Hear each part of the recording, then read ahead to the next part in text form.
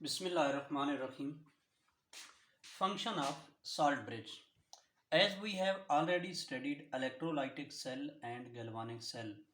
जैसे हमने galvanic cell इसमें पढ़ा कि हम रेफरेंस इलेक्ट्रोड्स को जब इस्तेमाल करते हैं तो दरमियान में एक साल्ट ब्रिज लगाते हैं मेजरमेंट ऑफ। आगे हम मज़ीद पढ़ेंगे इसको कि हम कैसे मेजर करते हैं इलेक्ट्रोड पोटेंशियल को। तो गैल्वानिक सेल में हमें एक दरमियान में साल्ट ब्रिज लगाना पड़ती है। तो साल्ट ब्रिज मैंने आपको बताया कि पोटाशियम क्लोराइड की बनी हुई है, स्ट्रांग इलेक्ट्रोलाइट की, in a gel aqueous solution of potassium chloride. Function क्या है साल्ट ब्रिज का? दोनों हाफ सेल सॉल्यूशन को it separates two half cell solutions. अगर वो दरमियान में ना लगाएं, दोनों हाफ सेल सॉल्यूशंस को एक ही बीकर में ले लें, एक ही पॉट में ले लें, तो वो रिएक्शन हो जाएगा उनका आपस में, दोनों हाफ सेल सॉल्यूशन के रिएक्ट कर लेंगे सॉल्यूशंस। इसलिए दरमियान में साल्ट ब्रिज लगाते हैं। जहाँ पे ऐसा ना पॉसिबल ना हो कि दोनों हाफ सेल के सॉल्यूशन रिएक्ट ना करते हों, तो दरमियान में साल्ट ब्रिज की ज़रूरत नहीं पड़ती।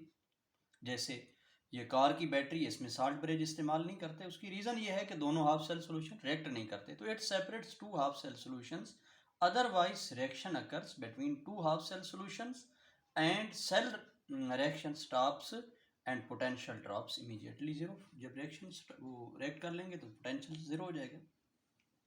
दूसरी बात, इट दोनों में लगाते हैं तो इलेक्ट्रिकली अगर वो लगाए ना दरमियान में, तो फिर तो दरमियान में गैप आ जाएगा, सर्किट मुकम्मल नहीं होगा। तो it electrically connects the two half cell solutions, ये भी इसका फंक्शन है। It allows diffusion of ions, जैसे हमने जिंक कॉपर सेल पढ़ा तो उसमें sulphate ions from right hand side half cell to left hand side half cell. क्योंकि वहाँ पे कॉपर आयन रिड्यूस हो रहे हैं, तो इसका मतलब नेगेटिव चार्ज आता जाएगा, सल्फेट आयन बढ़ते जाएंगे। तो जो लेफ्ट हैंड साइड है वहाँ पे जिंक आयन ऑक्सीडाइज हो रहे हैं, तो जिंक आयन बढ़ते जाएंगे। इसका मतलब लेफ्ट हैंड साइड पे पॉजिटिव चार्ज आता जाएगा, राइट हैंड साइड पे नेगेटिव। तो साल्ट ब्रिज में से आयन गुजर जाते हैं।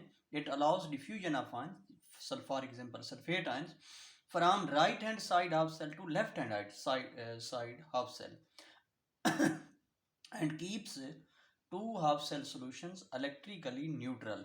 Otherwise charge will accumulate on either half cell, उनमें से किसी में से भी एक, दोनों पे ऊपर चार्ज जमा हो जाएगा। Charge will accumulate and potential will drop immediately zero. फौरन ही जब चार्ज आ जाएगा किसी भी बीकर के ऊपर, न्यूट्रल नहीं रहेगा सॉल्यूशन, तो potential will drop immediately zero.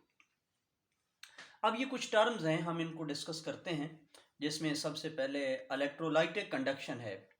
आपने देखा कि बार वाले सर्किट में जब आप वायर लगाते हैं तो वायर से करंट फ्लो करता है, तो जो मेटल्स हैं वो कंडक्टर होती हैं, उनके अंदर मोबाइल इलेक्ट्रॉन्स होते हैं। कई सारी थ्योरीज हैं इसमें, इलेक्ट्रॉन गैस थ्योरी, आपने SC theory, electron pool theory पढ़ी। तो मेटल्स के अंदर फ्री इलेक्ट्रॉन होते हैं, तो metals are conductor due to the free movement of mobile electrons are free electrons. It is metallic conduction और it is the electronic conduction. ये metallic conduction भी आप इसे कह सकते हैं, या फिर इसे इलेक्ट्रॉनिक कंडक्शन भी, आप इसे इलेक्ट्रॉनिक कंडक्शन भी कह सकते हैं। इट इज मेटेलिक कंडक्शन और electronic. Electronic mean due two electrons, electronic conduction. Electrolyte for example NaCl is conductor in molten state. ये पिघली हुई हालत में जो आयनिक कंपाउंड होते हैं, सारे नहीं, जो अपने आयनों के अंदर स्प्लिट हो जाते हैं, in molten state or aqueous solution form due to the movement of ions towards the opposite electrodes. NaCl is conductor in molten state or aqueous solution form, या जब उसे पानी में हल करते हैं तो उस सॉल्यूशन की हालत में, पानी के अंदर सॉल्यूशन की हालत में, due to the movement of ions towards the opposite. Positive ion जो है वो कैथोड की तरफ और नेगेटिव आयन एनोड की तरफ मूव करते हैं, जैसे आपने इलेक्ट्रोलाइटिक सेल में देखा। तो it is called electrolytic conduction. अब मसला ये है कि व्हाट इज़ द इलेक्ट्रोलाइट। एक टर्म आ गई कि इलेक्ट्रोलाइट क्या है। वो सब्सटेंसेस जिनको आप हीट करें और वो आयनों के अंदर स्प्लिट हो जाएं, मेल्टिंग पॉइंट पे जाके पिघल जाएं और आयन बन जाएं उनके, या उनको पानी में हल करें और वो आयन बना दें। तो ये सिर्फ आयनिक कंपाउंड ही हैं, सारे आयनिक कंपाउंड इलेक्ट्रोलाइट नहीं हैं। मसलन बहुत सारे ऐसे कंपाउंड हैं जो पानी में आप हल करें तो वो पानी में आयनों के अंदर स्प्लिट नहीं होते, जैसे आयरन हाइड्रोक्साइड है, आयन उसमें OH तो हैं। Electrolyte is the ionic compound which breaks into ions in molten state or in aqueous solution form is called the electrolyte or in aqueous solution. NaCl ये अपने melting point पे Na positive ion और Cl negative ion बना देगा, तो ये electrolyte है।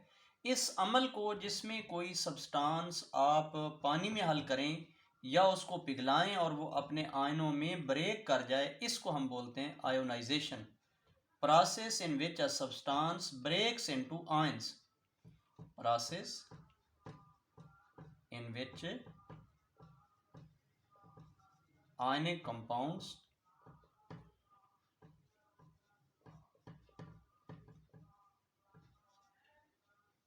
break